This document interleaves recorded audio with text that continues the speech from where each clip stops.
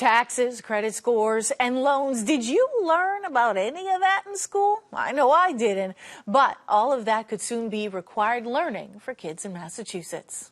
That's thanks to a bill moving through the State House, which would mandate financial literacy education for all students in the state. The bill's sponsor, State Rep Ryan Hamilton of Methuen, joins me now, along with Jimmy Merino, a high school student at Chelsea High School, and Julie Beckham, Rockland Trust Financial Education Development and Strategy Officer, whose Miss Bunny musical has been performed in elementary schools around the state to teach kids about saving, spending, and sharing. Welcome to you all. Awesome. Thanks for having us. Yeah.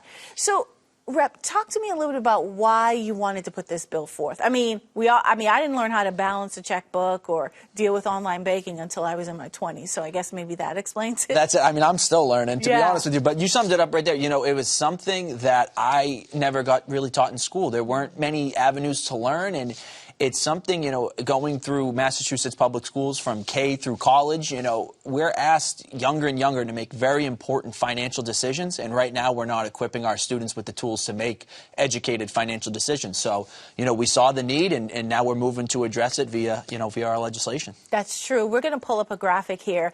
A report card put out every year by Champlain College's Center for Financial Literacy graded Massachusetts with an F for efforts to improve financial literacy in the state. Rhode Island actually got a C, New York got a B, Virginia and Alabama both got A's. Jimmy, I mean, talk to me about how valuable financial literacy class would be to you. Yeah, I think it's quite personal. Both my parents are immigrants from El Salvador, right? And I'm navigating the system without necessarily having someone to teach me about these skills, these financial skills. And right, all my life, my parents have always emphasized education. Education has been something that's been valued, but education isn't just about academics. I think it's about learning what we need to do outside of high school, what we need to do to prepare for our futures and achieve this financial independence. And it also helps so that you're a generation that then adds to the next generation, right? Of course, and I think if we provide this financial education, right, I grew up in a position where my parents didn't necessarily have the skills to teach me financial literacy, right? If I were taught this, I would be able to expand this onto them. I'd be able to teach them some of these things and then also teach others. So I think that's why it's incredibly important. For sure. And Julie, I'm sure you hear this all the time. Yes, I mean, the ripple effect of what Jimmy is talking about is getting this knowledge for himself and being able to teach his parents, to teach his future children, to teach his community. That is a magnifying ripple effect. And the fact that Massachusetts is getting an F in education, this great state of Massachusetts where we have the best universities, the best healthcare, the best of so many things, we should be really upset about that, and we should be doing something, which is why I'm so applaud Representative Hamilton for putting this out here. It's so timely and so we're late to the game, so it's actually more than timely. Yeah. Without a doubt. I mean, Julie, like you said, an F in anything educational-wise in Massachusetts is unacceptable. And you know, when it comes to other states, you know, like Alabama, Mississippi getting A's compared to our F, the only time we should be losing out to Alabama and Mississippi is if we're playing them in college football. Yeah.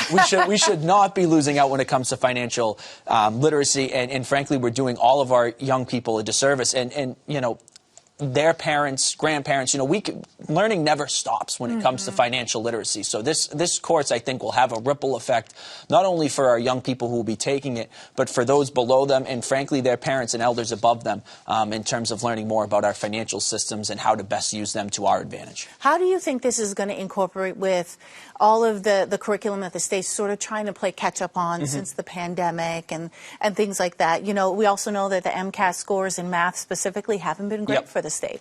Yeah, so part of it is really, I think, just getting everyone on the same page. You know, because actually my aunt, she's a teacher up in Lawrence. She teaches at Lawrence High. She actually teaches some financial literacy courses. And, you know, there are some cities and towns across the Commonwealth that do, but it's sporadic, it's not uniform, and it's not getting to enough students. And I think, you know, like you said, when it comes to our MCAS scores, when it comes to math, this is all interconnected. And frankly, this financial literacy course is going to help our students for years, for the rest of their lives.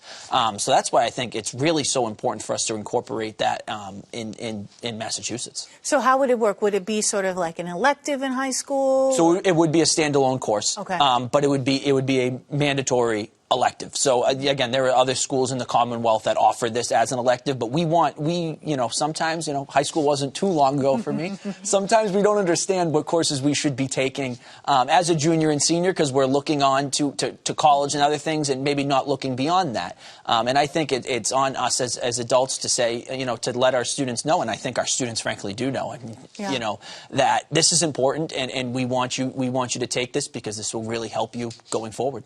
Well, speaking of students, Jimmy, we know statistically students get into college, they know about college debt, but they also get into credit card debt and things like that. Do you think that having a financial literacy course would help yourself and your peers sort of navigate the real world when you go to college? Yeah, of course. I think something that's very big for us in my generation is social media, and it's very influential in our lives. And I think without having this information, we don't necessarily have somewhere to get credible information, right? When I go on TikTok, I always come across these like self-proclaimed experts who are quote unquote like financially independent and are trying to sell teenagers like myself these courses, and they're like, oh, in order for you to become rich, you need to buy NFT monkeys and all these other things. And I think that's something that teens don't necessarily recognize. But when we're not being taught this education, we're not being taught this information, we try to find it out on our own. And these are the top things that come on social media online. And I think we don't have that credible information. So by having a course like this, we're ensuring that students have access to accurate information and know how to make their own decisions. Julie, talk to me about some of the top things that you put in your musical or when you talk to groups of young people about financial literacy. What are some things that they need to know right off the bat? I mean, for elementary schools, like you said, I sing about saving, sharing, and spending, and now it's online, Miss Money's Classroom, and it's free, and it's in Spanish as well. But when we talk about teenagers, something that you wouldn't think about talking about is the safety issue. This is become a dangerous situation because teens have access to everything on their phones. So like Jimmy was just saying, the access to be scammed is huge. And now the biggest the geographic of people being scammed are 18 to 24-year-olds. Really? So there is, a bottom line to this that is very dangerous for students. And there's actually a study that was just done that having a significant or a standalone class in personal finance can save you $100,000 in your lifetime because of knowing your credit score, knowing, again, how not to get scammed, knowing the difference between an APR and an APY and what that means and why it's important and how to get the best rate on a loan or anything like that. So all of these things, nobody gets a free pass to not have to deal with money. So we need to teach our children those skills in order for them to achieve. Yeah, for sure. I was struck by what you were saying, Jimmy, earlier about I was a first-generation student going to college, and I didn't necessarily have the resources. How do you think a bill like this and these courses that would be in high schools across the state really help sort of close that gap in terms of being able to have, generational wealth, for low-income students or first-gen students? Yep. So, and part of it, too, I mean, this is going to be for a half-a-year course. So, I mean, being honest, it's not going to teach you everything. Right. But really, it's really what I like to say is the spark. It's the spark that will make you more knowledgeable of our financial institutions and make you want to gain more knowledge and show you where to gain that knowledge. Because like Jimmy said, unfortunately, you go on TikTok, you go on Instagram, you have people on there saying, give me, $30,000, invest $30,000 and I'll make you a millionaire in 3 days. And, some people, take that and lose serious amounts of money because of that. And just,